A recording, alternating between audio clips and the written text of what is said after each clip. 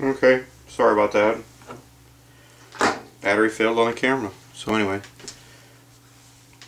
there's a little groove in there, and those ball bearings each sit inside those grooves. So go ahead and get your paper towel or rag or whatever. Wipe that out.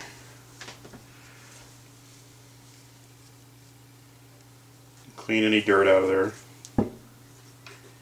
Then inside here,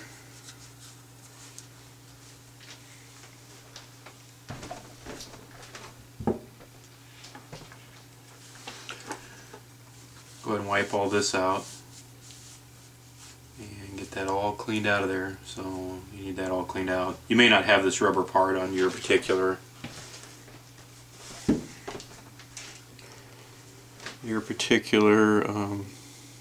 impact driver. Okay, and you want to do the same for the ball bearings and these cups. Just clean everything, the spring, just clean it all off. If you want to use some alcohol and paintbrush, that's fine. Be aware that it's flammable. Okie dokie. So now to put it back together, you're going to take a little bit of grease and you put a little bit. You don't have to fill it up. Don't have to. There's no need to. Just put some in there. And just go ahead and get a coating of that on there.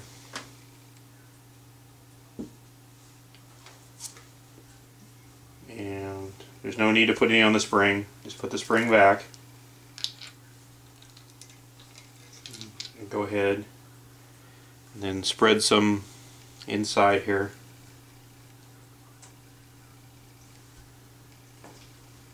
Okay, now you're gonna, if you're not paying attention, you're gonna get yourself into trouble.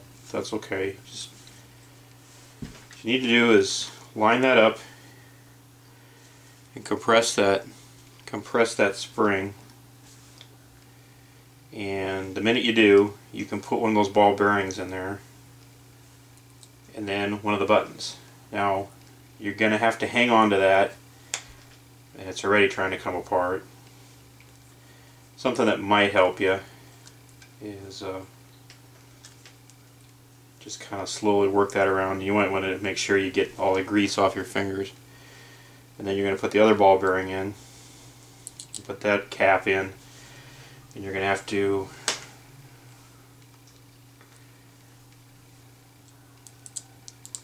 can see that. You're going to have to compress that a little bit and hold that with your fingers. And slide that collar back over. And compress it again, and hurry up. Depending on how strong that spring is, you might have trouble doing this.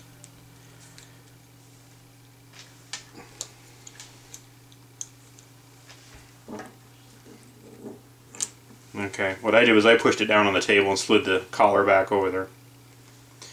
Then you're going to have to put this little clip back on, just work it back on there. Now, go all the way around, make sure it's seated. Okay, now you're ready to go. How these work is you grab the thing, and if you push down, you could twist it. And you've seen those slots in there when we put the thing apart. So what happens is you twist it the direction you want to go, which is like this, counterclockwise or left would be to untighten the screw. So if you push this together while you're doing that, and you push pretty far, I don't know if you can see this, that bit area starts to turn. So what happens is when you push this and pound on it, here you can see it on the towel.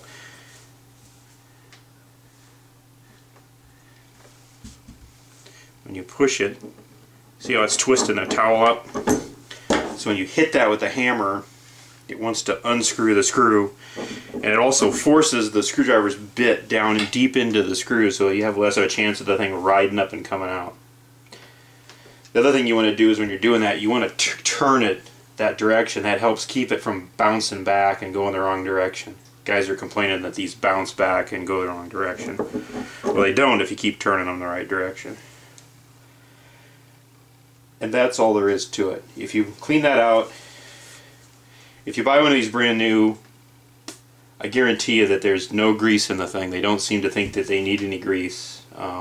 If you put a little grease in there, the things act a lot better.